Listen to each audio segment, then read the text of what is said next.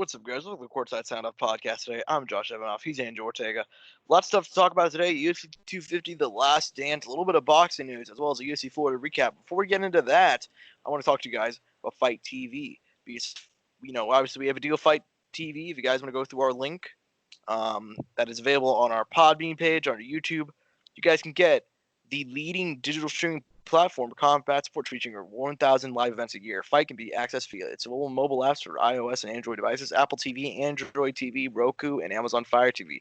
Fight also supports Chromecast, Xbox, PS4, and 7,000 models of TV sets to its 1.7 million viewers. Available online at www.fighttv.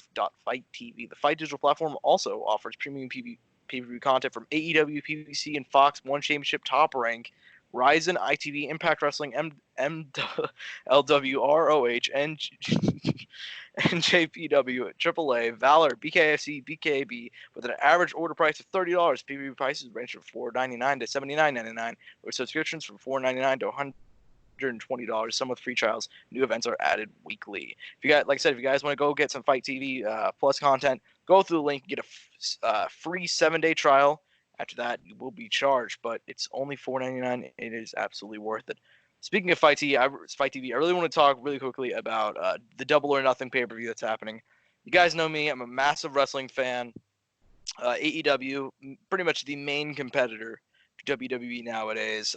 It's an awesome promotion. It only started up last year, but their Double or Nothing show last year was probably the best wrestling show of the year. Obviously, John Moxley debuting at the event, Chris Jericho defeating Kenny Omega in an awesome match. This time around, I'm seeing a lot more about it this time around, especially because they're having the TNT Championship Tournament bracket. Obviously, Cody, Lance Archer in the finals at Double or Nothing for the TNT Championship. Yes, a lot of other really good stuff on the card. Matt Hardy and the Elite taking on the Inner Circle. Dustin Rhodes, Shawn Spears. It should be a lot of fun. John Moxley, Brody Lee for the AEW World Championship, and probably the coolest part that I forgot to mention, the AEW TNT Championship Finals between Cody and Lance Archer. The championship, because this is they had a tournament to determine who would be the final champion or whatever, going to be given out by Mike Tyson, because we talked about Mike last week, talked about it before, because he's making this big comeback. Perfect timing, as on Sunday night he will be giving out the championship for their, the finals of this tournament they got going on. Angel, just how excited are you for Double or Nothing? Funny enough, I did look into this, and when I saw Mike Tyson was on there, I was already sold. Their little promo they had on the Fight TV. I watched the little trailer for it. I thought that was really cool. I thought that was really fun to watch. So I think I'm probably gonna check this out. Yeah. Generally speaking, I think AEW is the best wrestling promotion on the planet right now. I'm a big fan of Impact, what they're doing as well. They're a promotion that's flying under the radar. And WWE's they've been actually surprisingly better than normal in this whole pandemic thing, which is pretty funny, but they've been having to get creative. But AEW's just been doing some awesome stuff ever since it started. And obviously the pay-per-view event going down Sunday, also on Fight TV. We're going to have the link in the description of this video if you guys want to go ahead and check it out. If you want to buy through Fight TV, it helps support us. And I know they're having, I think the week after, they're going to have it on sale for $20 if you guys just want to wait till then.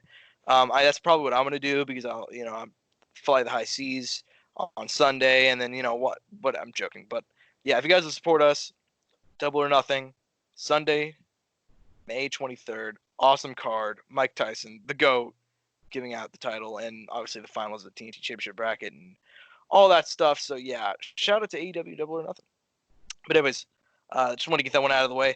Talking about UFC Florida, because last week we gave our prediction for UFC Florida, an absolutely, honestly, pretty good card, but one mired in much controversy, because it felt like the judges were on the, I don't want to say the wrong side, because it's an objective thing. It's an objective thing, because you could have differing opinions. But they were on the not as popular side for almost every single fight on the card. In the main event, Alistair Overeem defeating Walt Harris in the second round via TKO, further proving that the MMA gods have no heart or soul. Walt Harris came out throwing bombs. At first, I thought that it should have been finished, because he split open Alistair's he had a cut on his eyebrow, and he was bleeding everywhere. It was really, really bad. He survived the onslaught. He got back to his feet after getting dropped, and then he went ahead and Walt went for a big kick, missed, and then after that, it was all over in his fight. He got his back, started beating him up on the ground. In the second round, he got the finish after dropping him with a head kick. Angel, what did you think of Overeem's performance? What do you just overall thought of the main event in general? It was really back and forth fight. So I just want to, it was crazy, honestly. The Reem impressed. I thought the Reem was not going to be able to take the bombs coming in from Walt, and Walt came out hot, like you said. It looked pretty good going into. I'm like, okay, well, just like I predicted, and it ended up not being like how I thought. It actually went quite the opposite of what I thought. Yeah, I thought he really impressed me too. Because here's the crazy part to me. Overeem, you can argue he should be on a 4-5 winning streak right now, because obviously he lost his Yarzinho. That was kind of a controversial stoppage because Yarzinho hit him with a Superman punch. He turned his back to him and then walked away, and then the referee waved it off. I'm glad it got stopped, because if Yarzinho went in for one more punch, Overeem, his face would be irredeemable. Um, like he just got, like, it's not even a joke. Like, you guys saw that knockout. He got dropped and his lip got split open. It's still today the worst knockout I've ever seen in MMA. So I can't even. I didn't have a problem with it at all. But what the fuck? Oh no, what happened?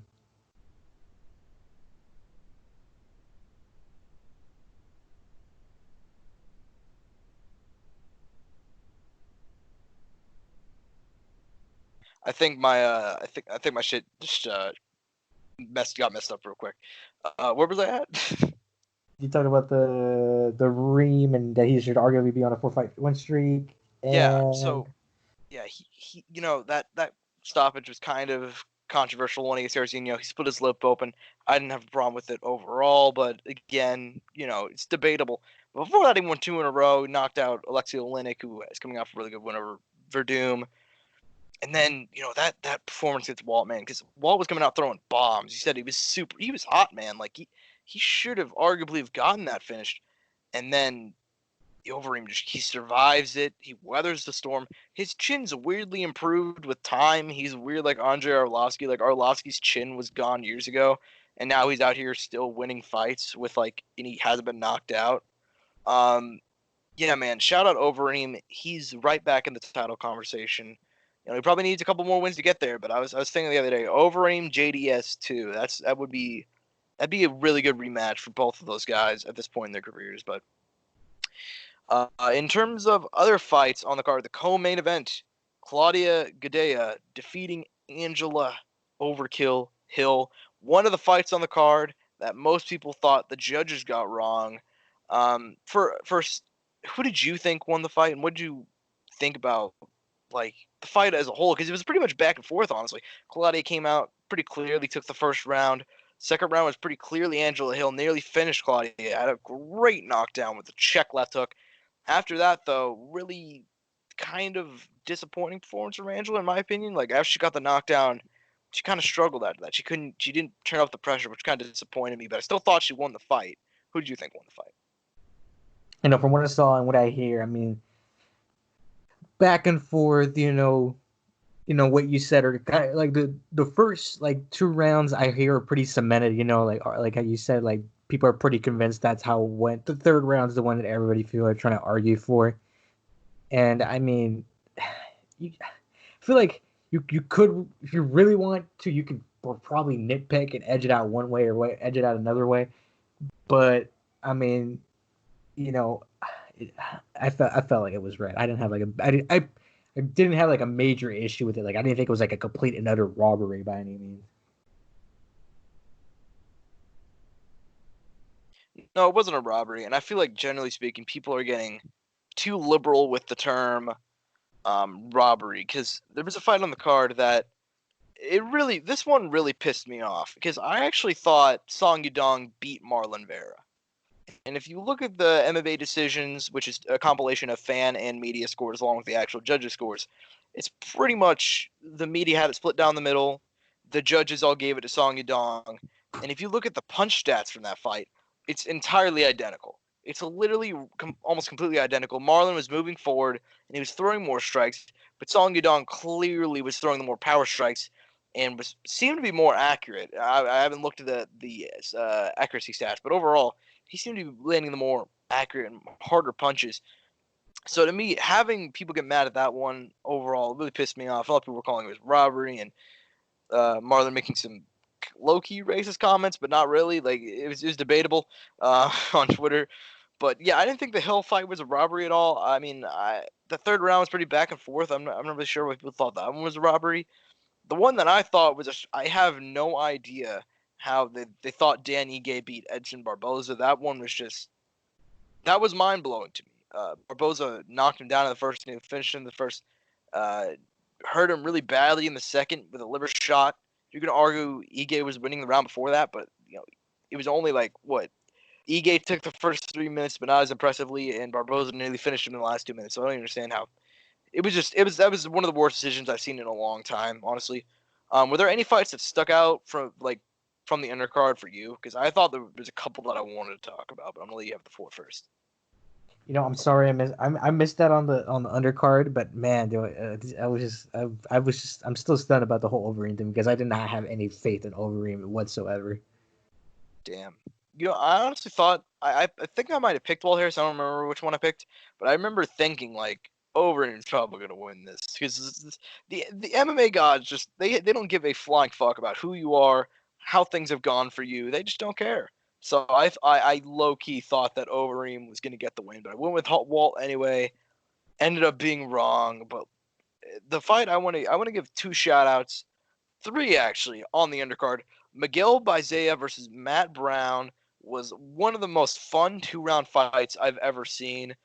Matt Brown and Miguel just went back and forth and back and forth. Miguel nearly finished him. Then Matt came back, nearly finished Miguel. Miguel recovered by the end of the round. Went out in the beginning of round 2 and knocked him out. It was an awesome fight. Kevin Holland, our boy Kevin Holland, I absolutely love this madman. This man continues to impress. A lot of people just think he's like a meme guy. He says a lot of funny stuff. But this kid's a fucking gamer, man. Like he really came in on short notice against Thiago Santos, and now I'm pretty sure Kevin Holland's going down to welterweight. So that's insane to me based off how well he did against Thiago. And then he went on a 3-fight winning streak after that, lost to Brendan Allen, recovered, and he beat Anthony Hernandez in 39 seconds. And the fight that I thought was probably fight of the night, if not one of the best ones, Nate Landwehr, Darren Elkins. I said it last week. That's one to watch. And that ended up being one of the most fun fights on the card. Those guys just went balls to the wall and just brawled. And sadly, the 4th loss in a row for Darren Elkins, but a really good, first win in the UFC for Nate Landwehr. Yeah, that's kind of a quick recap of the UFC Florida card and all the stuff from that. But UFC 250, that's going to be the next pay-per-view event. Obviously, they have a card on May the 30th, but that one is not even close to finalized. We know it's going to be Woodley and Burns at somewhere in the United States, and that's pretty much it. But UFC 250 is the really big card. That's the one that's going to be the next pay-per-view, and that one has had the one that's had a slew of fights announced for it, and I really want to talk about that. Amanda Nunes, Felicia Spencer has been the main event. It's going to be the main event for a while. To my knowledge, that is going to be the main event. There were rumors of other fights being added to it that were title fights, like potential main event over it. But at this point in time, I don't think that's going to happen, and I have no problem with it being the main event. Nunes she's the women's GOAT, and that's her trying to defend her second belt. No problem with that being the main event. But also, other fights got announced for the card. Aljamain Sterling, Corey Sandhagen, number 2 versus number 4 in the bantamweight division. It's an awesome fight. Cody Garbrandt making his return, looking for his first win since his win over Dominic Cruz against Rafael Sunsao, the perennial underrated dude in the division. Neil Magny, Rocco Martin, really, really good welterweight showdown right there. And then the Sugar Show. Sean O'Malley announced on Twitch he is going to be taking on former WEC bantamweight champion Eddie Wineland on the card. Angel, you and I both actually bought UFC 249. It was well worth the money. Do you think that you'll look into buying UFC 250 this time around? Because apparently 700,000 people bought UFC 249. I think you'll be one of 700,000 that will buy UFC 250. I think I will go to a nice Buffalo Wild Wings that is now open and enjoy the fight there. You catch my drift there, Josh. Yeah, no, I completely. That's entirely the reason. Because part of me wanted No to. hate though. There's stuff on here before we kind of prepped. There's stuff here that I really like. Part of me wanted to kind of foray like this topic into another thing that like. Okay, so I brought it up. UFC 249 sold 700 like thousand. I'm about to say million. Jesus Christ, 700,000 pay-per-views, right? Do you think that like Buffalo Wild Wings and all those places being closed played such a major role? Because nobody could go out to watch it. Oh yeah, I'm sure there's plenty of people who don't even like watch. I'm sure like MMA whatsoever, but like they go out to Buffalo Wild Wings just another watch the card for free and then get to eat some wings in the process, and it gives them a good excuse to drink some beer. Yeah, I mean that's a good point, but honestly, I saw a lot of people shitting on. Part of me want to talk about this like for another reason, but like I saw a lot of people shitting on this card. And I kind of get it, right? I get it because it's not the biggest card in terms of star power, and I'm very well aware of that. But there's other fights on the card that we didn't even talk about. Alex Caceres, Chase Hooper's one, and like this card, honestly, to me, no, it's not the biggest name on star power. Nunez and Garbrandt are probably the two biggest stars from this card. Sugar Show potentially as well. But man, I like this card a lot. I really, really like this card. It's not worth the $60. I'll say that. But how many do you think it's gonna do? Like pay per view buy wise. Again, it's not finalized, so they're still adding to it. But as of right now, because obviously 700,000 people watched 249, and there was no real giant star on that one either. So if you were just kind of guess how many people were gonna buy this one, like I'm leaning somewhere in the 200,000, 300,000 range.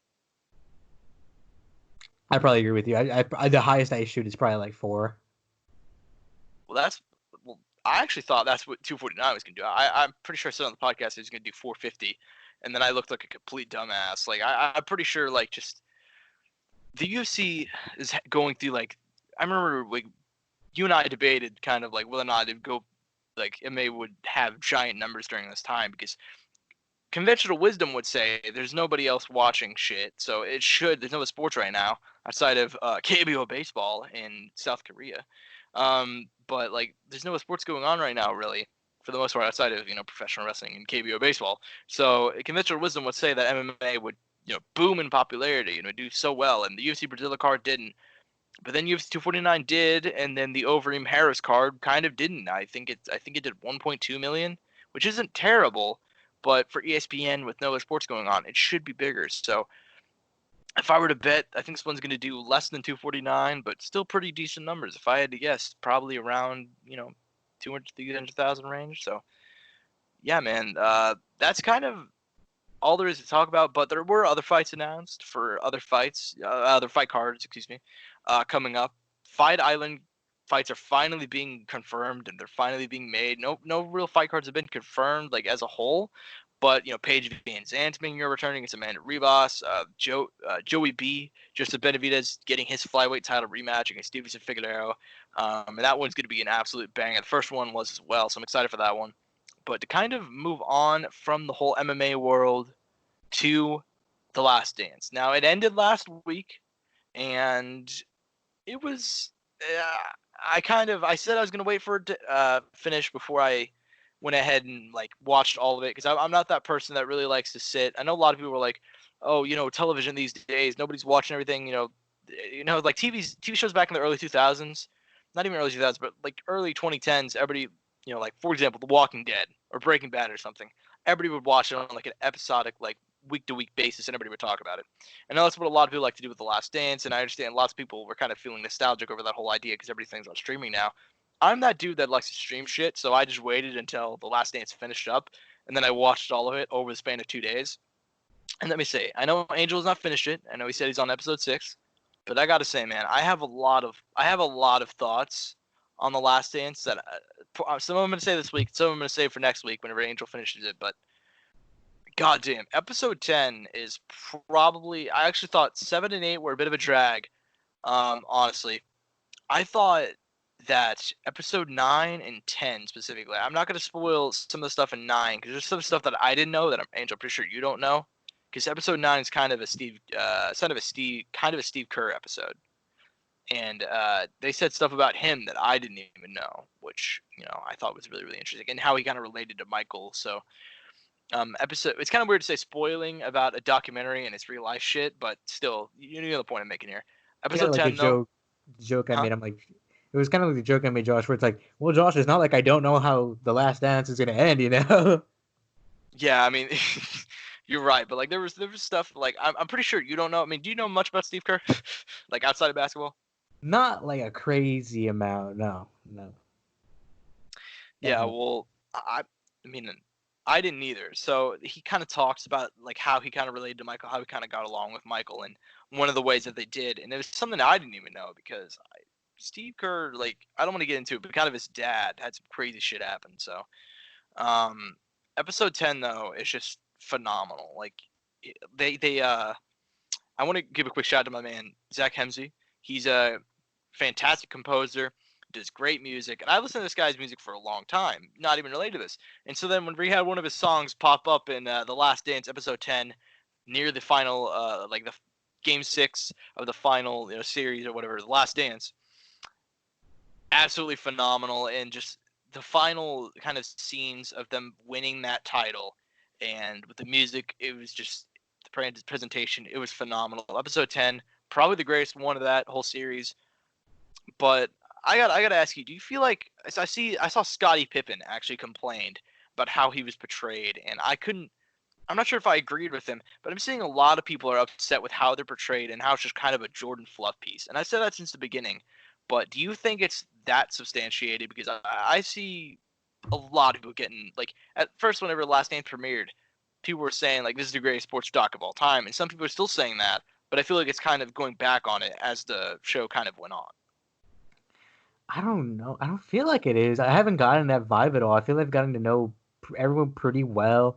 I learned a lot about Scotty that I didn't know, and I don't feel like it made. I don't at any point in time did I feel like Scotty looked bad. I mean, obviously, like the only thing that made him look bad was the whole like contract thing that was happening at that time, and even then, it wasn't like I wasn't like, oh, Scotty. When I asked, I was just like, I understood where he was coming from, So I was I didn't think his behavior was completely uncalled for. Yeah, sure. Did they make him seem like he was an asshole at times?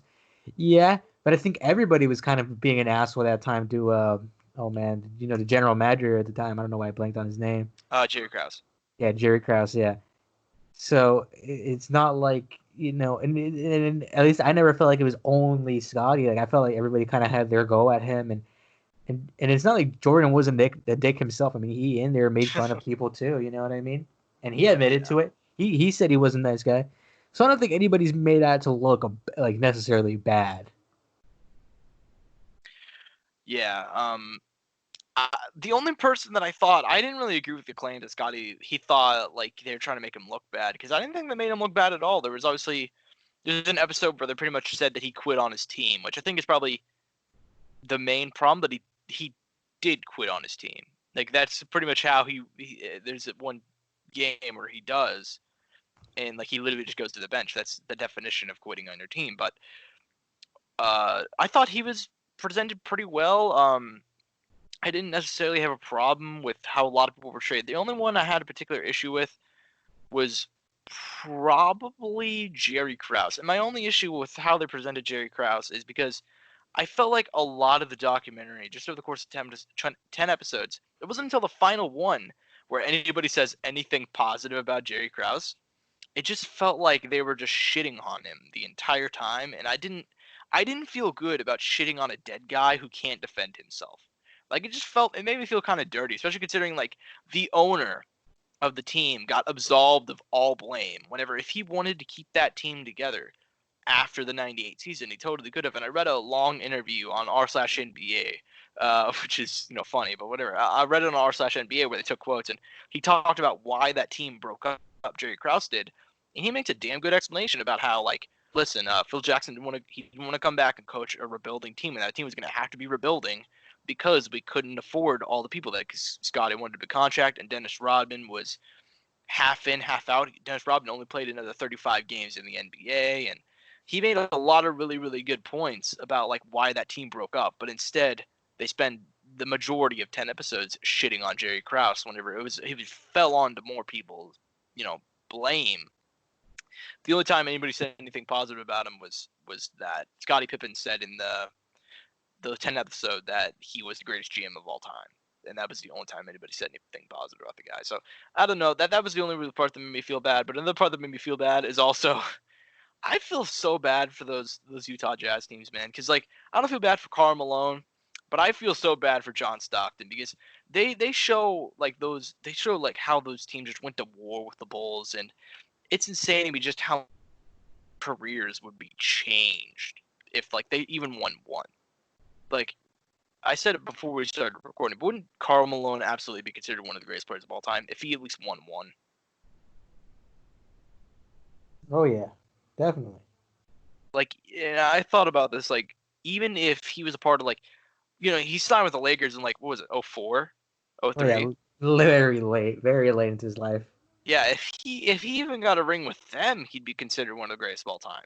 I mean, it'd basically be like I don't know. Like I can't even make another. I can't equate it to another thing, like another sport or another guy, because I can't think of somebody who joined a team super late just to win a ring. But you know the point that I'm making Oh yeah. here. Yeah, man. The Last Dance, though, if I were to rate it out of like 10, I'd still probably give it a 9, man, because it was as much as I had an issue with the way Jerry Krause was portrayed, and yes, indeed, it was totally a Jordan Fluff piece. And it's not even they discussed his gambling addiction, but that's as far as it went. Like they didn't really talk. Like he was, most of his teammates had major issues with him.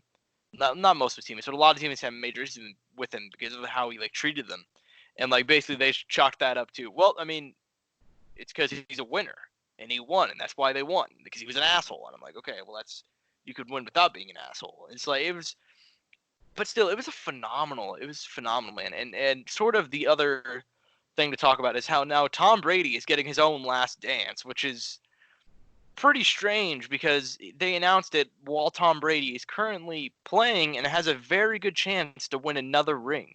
Like I don't think he will. I don't think they'll make it out of the NFC. But the Bucks are a legitimate contender. But Angel, were you kind of disappointed at all? Because obviously Tom Brady is considered one of the greatest players of all time, and Jordan's considered the greatest of all time for his sport, depending on who you ask.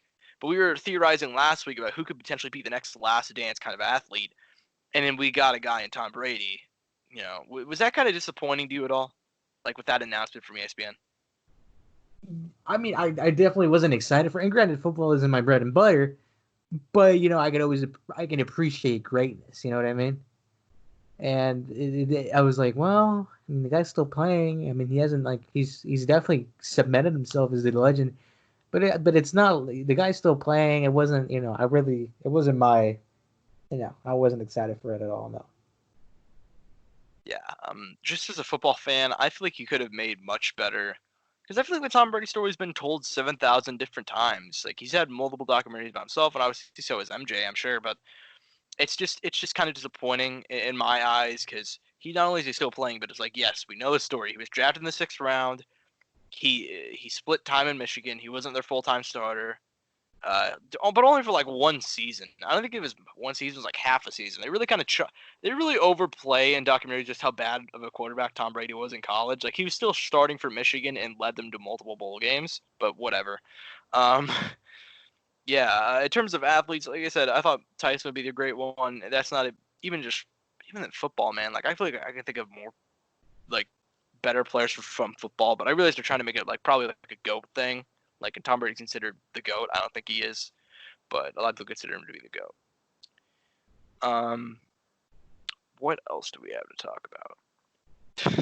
To kind of move on to keeping the basketball range, and it's something that you brought up before the show started, but Paul Pierce recently went on. I don't know the ESPN show that he actually went on. Let's just say it's first take for the sake of conversation, even though it probably wasn't even first take. I don't think it was First Take, but we'll just for the sake of conversation, yeah. He went on First Take with Stephen A. Smith, and he said that LeBron James is not a top 5 player of all time. Did he? I only read like what he said. Did he list the 5 players that he put over him? I'm pretty sure Bill Russell was. I think it was Michael Jordan, Magic Johnson, Bill Russell, Kareem, and he had Kobe in there. Yeah. That's really dumb.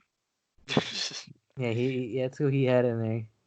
And part of me wanted to ask you this question because it's not even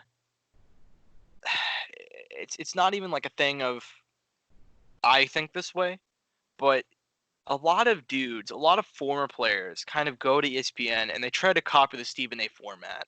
The Stephen A format is yelling shit at the camera, most of which is wrong and you know is wrong, in order to, make headlines and make news and get people to watch. It's worked for Stephen A. Smith because Stephen A. Smith is a guy who we know him for that.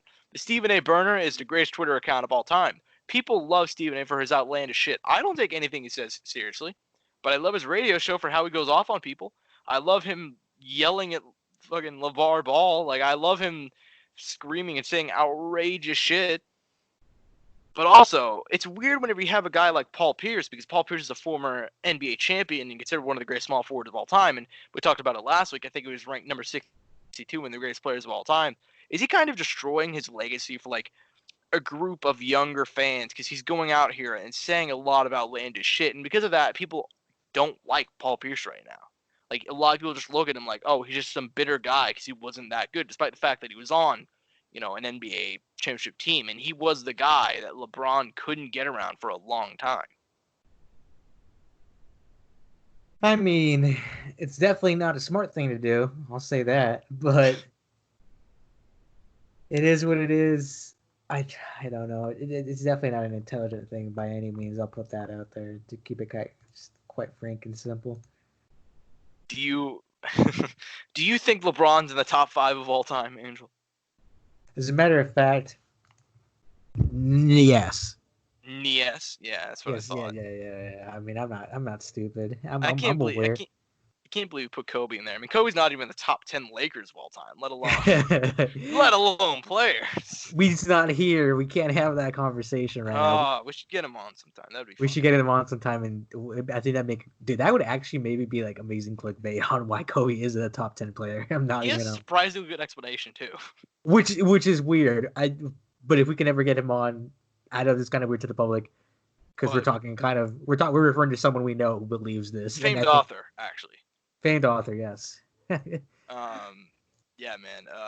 Really funny guy. We should look into that. But yeah, jokes aside, Paul Pierce has some really crazy ass takes, and I feel like we could do like an entire section on crazy Paul Pierce takes. Just I don't have any at my disposal, so before we started early, should have like looked into this.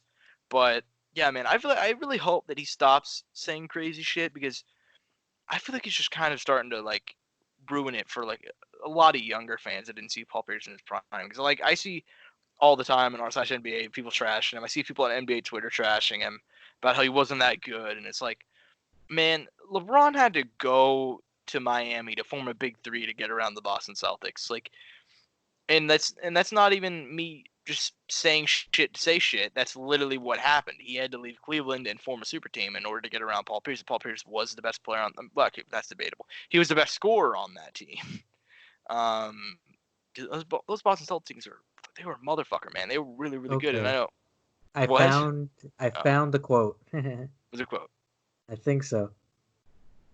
What has LeBron did to build up an organization from the ground? I'm talking about these players, top 5 players. Pierce said on ESPN. Bill Russell built the organization of Boston. Kareem, Magic, Jordan, and Tim Duncan, Kobe, Bird.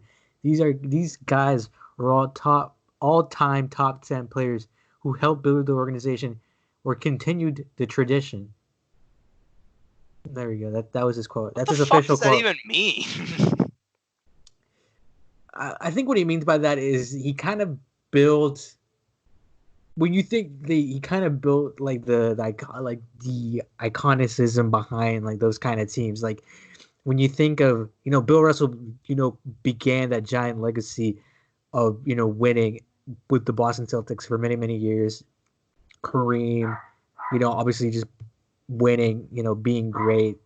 And then same with Magic, and then Jordan, goated Chicago Bulls. When you think Chicago Bulls, you probably think Jordan.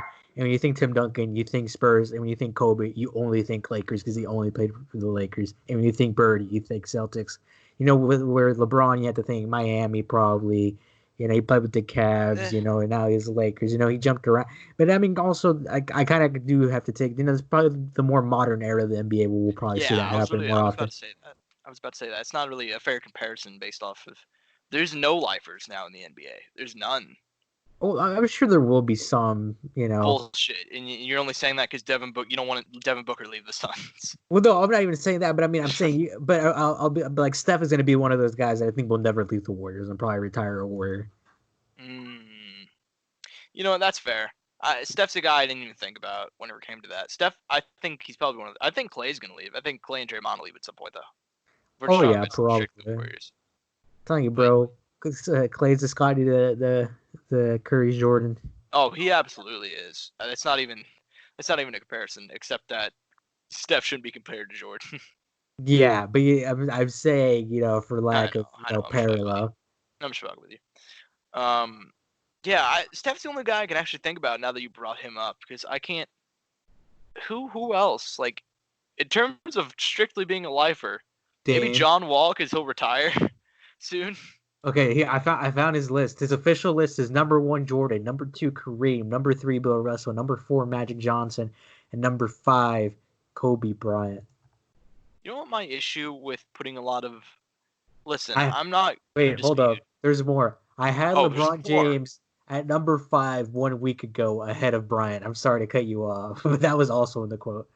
Oh my god, this fucking guy. Like I can't. My issue with putting old guys in there, like guys that played in like an older generation, is that they are so clear. Like sports evolve, right? The guys who are playing in the NBA now are clearly better than the guys who played back then. That's not even disputed, just based off of how the game has evolved. But whenever we're going back to the 50s and 60s, it's really hard for me to put anyone over like. I'm not even going to dispute guys like Kareem because Kareem is a bit different, but I don't know, man. I've always had a problem with that because, like, for example, if you dropped Bill Russell into the current, not even the current NBA, the NBA of the 90s, like early 2000s, I think you probably get run over. Like, I know that might be controversial, and a lot of people are like, Josh, you know shit about NBA. You're completely right. I don't know anything, but like, God, that, Josh. You that's just the way fucking I feel, man. animal. Like, it's You so don't know a hard. single thing, Oscar. It's so hard to have goat conversations with dudes from like the 50s and 60s because they were so clearly limited.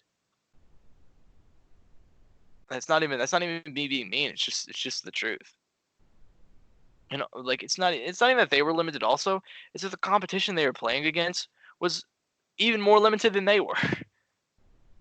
Like the NBA, the 50s and 60s weren't the most competitive thing. That's why the Celtics have a I don't shitload know of what you're talking rings. about. Josh, Bob McAdoo's the goat. Wait, who is? Bob McAdoo.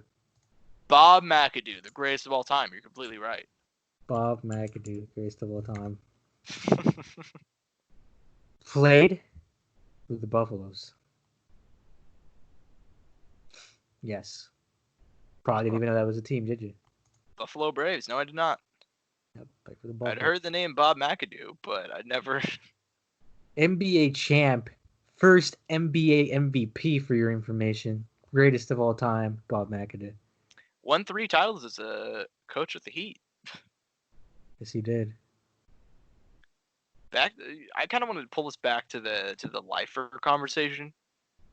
Like, who's somebody outside of Steph that's going to be a lifer? I can only really think of Lillard and maybe John Wall. And the reason why I say John Wall is because he's so injured and his contract is so large, he'll probably never leave Washington. Or retire. It's because he still has another 3 years for 170 million. I'm trying to think. Dame was like a big one. Well, see, actually, I said Dame like right before, but like I kind of take back Dame because I just don't see him being in a position where he wants to lose like for the But rest of his career. but It's it's not even weird being rude, because but like he's also said he wants to be at Portland. You know what I mean? it's But, true. but granted, you've also had a lot of guys say, "I don't want to leave this place." You know what I mean? But sadly, it's a businessman. Like Russell Westbrook didn't want to leave OKC. That's the one I like to point to because I was so sure he was a lifer, man. Like all the shit that he stayed through, like he'd first joined the team when they moved from Seattle, and then he stayed through the KD years, and then after KD left, he had the opportunity to jump ship too. He was a free agent the next year and said he signed a 5-year deal. Like I was so sure he's gonna be a lifer. Like that's just sadly one of the things about the NBA that like it's a business. So we have a lot of guys that aren't really lifers anymore. So it's not really fair to bring up that kind of the conversation that Paul Pierce brought up about how like dudes are lifers. Especially didn't Kobe try to leave? There was conversation for it, I think, but Yeah, it didn't happen. and then there's other guys on the list that obviously I don't know a lot about behind the scenes stuff, but I'm pretty sure some of those guys were also probably wanted to leave at some point and got close to leaving. I know Kobe was really close to leaving though. Oh yeah, That's what I heard. So, anyways, to kind of move on from the NBA world and kind of move into our last conversation for the day, and it's kind of the boxing world. We talked about some fights last week, but probably the biggest fight, I guess, to get officially. This one hasn't officially been announced, but apparently Errol Spence Jr. his return after his massive drunk driving car accident is apparently going to be against Danny Garcia. That's being aimed for the fall, and I guess my only real question to ask you is because we know it's going to be a really fun fight, but is it the right fight? Danny Garcia has won. I think he's won what 3 of his last 5. Lost to Keith Thurman, lost to Sean Porter. He is coming over one over Ivan Redcock, which is pretty good, and Adrian Granados. But, still hasn't looked like the most world beater guy as of late. Is he the right guy for Errol Spence, like his return? I mean, it's not a bad draw. I mean, after the injury, I mean, we want to see if anything's kind of off, right? Is probably the best thing we could have got. I don't want to be a hater, but I mean, at least his losses are very recent, both forgivable. Um, both the distance, Yeah. So it's kind of like, it's not bad. By that means it's a good fight. It's a good fight. I'll be honest. It's a good fight. It's a good one. I'll keep it simple. It is. Who are you leaning as of now? I think Earl.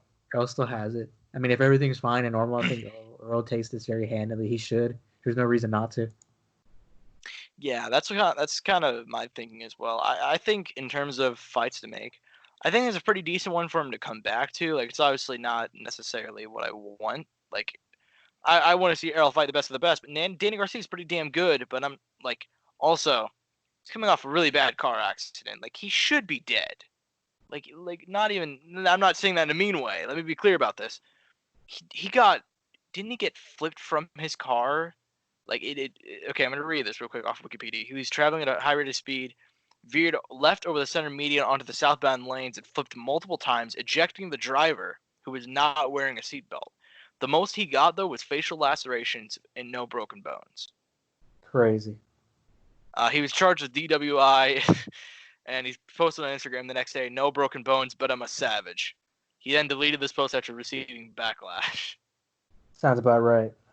I mean, it's funny though, because I've heard stuff. I have no idea if this is true or not, but I've heard that like because he was drunk, that actually helped him out because he was more relaxed, and the alcohol relaxed his body and relaxed. So whenever he got thrown from the car, he might have like not got fucked up as badly as he probably should have.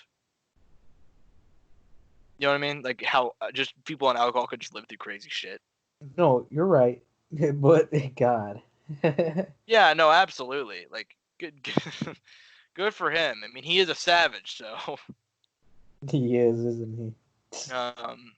Yeah, man, that's good for him. He's back. I'm excited for him to come back in the fall. But this is again one of the fights that's being talked about, but is not confirmed because no real fights have been confirmed. Like that's just it. Kind of sucks, but that's just the way things are right now. Everything's very tentative, and that's why a lot of the big fights there's no real confirmation on AJ coming back. We don't know when Deontay Wilder, Tyson Fury, the trilogy will happen, which really sucks because here's the thing about MMA versus boxing. Boxing, these guys really want the gate. And a lot of sports really want the gate. That's why the NFL is they're still wanting to have fans come in because it accounts for 25% of their profits. The UFC, it only accounts for something like 12% of their profits. So they're going to take the bullet on that and make all that ESPN money. Boxing, a lot of those dudes need that gate money. Not need, but they want that gate money very desperately. So that's why a lot of these dudes aren't coming back until crowds come back, which it may not be until next year, which really sucks. But that's just the way it is. You're But right. yeah, Angel, do we have any more topics? None that I can talk off, like none on the top of my head. All right, guys. Well, I believe that does it for this week. Not as long of an episode as compared to last week. Last week, though, I don't know if it was the longest episode of all time. I think it comes in second, though. We talked for like an hour and a half. But thank you guys for listening as always. Courtside Soundoff on Spotify, YouTube, Podbean, Apple Podcasts, iTunes, anywhere you can get a podcast, you can get us. Shout out to Fight TV as always. If you guys want to get that 7-day free trial for Fight Plus, you can go through the link that's on our YouTube page, on our Podbean page, on our Twitter. You can find it anywhere. Also, you could find us, so it works out perfectly. If you guys want to follow all the stuff about the podcast related to us, Courtside Soundoff on Twitter, Courtside Sound 1 on Twitter. I'm at Josh Evanoff. He's at Ortega _01. So thank you guys for listening as always. So peace and butt grease. Mouse click.